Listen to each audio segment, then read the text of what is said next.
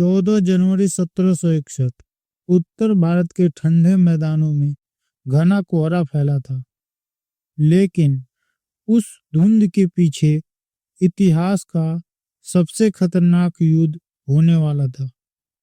एक तरफ थे मराठा, भारत के सबसे शक्तिशाली योद्धा, जिनकी तलवारों ने मुगलों और निजामों तक को झुका दिया था। दूसरी तरफ था अहमद शाह अब्दाली, अफगानिस्तान का खूंखार शासक, जिसने भारत पर आक्रमण किया था। दोपहर तक मैदान खून से लाल हो चुका था, लाशों के ढेर लग चुके थे और भारत का इतिहास हमेशा के लिए बदल गया। लेकिन ये युद्ध इतना भयानक क्यों था और क्यों इसे भारतीय इतिहास की सबसे दर्दनाक लड़ाइयों में गिना जाता है, जानने के लिए इस वीडियो को आखिरी तक जरूर देखें। इस महायुद्ध की शुरुआत 4 साल पहले ही हो चुकी थी। 1757 में जब अहमद शाह अब्दाली ने भारत पर हमला किया, तब दिल्ली में कोई ताकतवर बादशाह नहीं था। मुगल साम्राज्य सिर्फ नाम का बचा था और भारत कई छोटे छोटे राज्यों में बढ़ चुका था। मराठा, जो अब भारत के सबसे बड़े योद्धा बन चुके थे, चाहते थे कि अब्दाली को भारत से बाहर निकाला जाए। लेकिन अब्दाली सिर्फ लूटपाट करने नहीं आया था, वह पूरे भारत को अपने कब्जे में लेना चाहता था।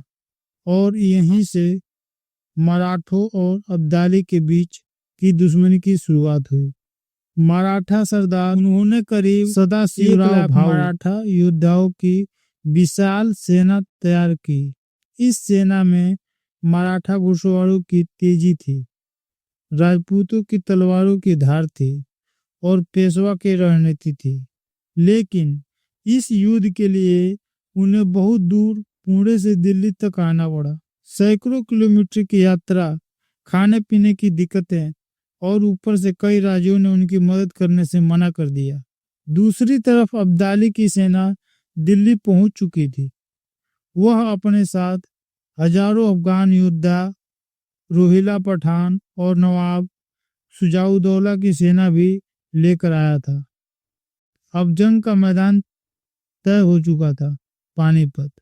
सुबह का सूरज उगते ही मराठा सेना और अब्दाली की सेना आमने सामने खड़ी थी। मराठों की तरफ सदाशिव भाऊ खुद घोड़े पर सवार थे, उनके साथ विश्वासराव पेशवा के बेटे। दूसरी तरफ अब्दाली अपने खूंखार अफगान योद्धाओं के साथ तैयार था।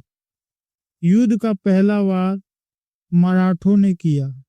उनकी तोपों ने अब्दाली की सेना पर आग बरसा दी। मराठों की घुड़सवार बिजली की तरह दौड़े और अफगानों पर टूट पड़े। शुरुआत में लगा था कि मराठा जीत रहे हैं, लेकिन तभी अब्दाली ने अपनी खास रणनीति अपनाई। उन्होंने अपने घुड़सवारों को पीछे हटने का आदेश दिया। मराठाओं को लगा कि अब अफगान भाग रहे हैं और वे उनका पीछा करने लगे, लेकिन ये चाल थी। जैसे ही मराठा सेना आगे बढ़ी, चारों तरफ से अब्दाली की घुड़सवार टुकड़ियों ने उन्हें घेर लिया। अब खून की होली शुरू हो चुकी थी। मराठों ने आखिरी दम तक लड़ाई लड़ी, लेकिन उनकी सेना धीरे धीरे कमजोर पड़ने लगी। सदाशिव भाऊ, जो खुद इस युद्ध में लड़े थे, वो वीरगति को प्राप्त हो गए। विश्वासराव, जो मराठा साम्राज्य के भावी शासक थे, वे भी मारे गए। अब मराठा सेना के पास कोई सेनापति नहीं बचा था और फिर इतिहास का सबसे भयानक नरसंहार शुरू हुआ। जो मराठा युद्ध में बच गए थे, उन्हें अब्दाली की सेना ने घेर कर निर्दयता से काट डाला। पानीपत के मैदान में खून की नदियां बह रही थी। कहा जाता है कि इस युद्ध में 40,000 से ज्यादा मराठा योद्धा मारे गए। इतिहास में ऐसा भीषण युद्ध पहले कभी नहीं हुआ था। अब सवाल उठता है, क्या मराठों की हार के बाद भारत हमेशा के लिए गुलाम हो गया? शायद नहीं, क्योंकि इस युद्ध ने एक बहुत बड़ा सबक दिया। भारत को अगर ताकतवर बनना है तो उसे एकजुट होना होगा।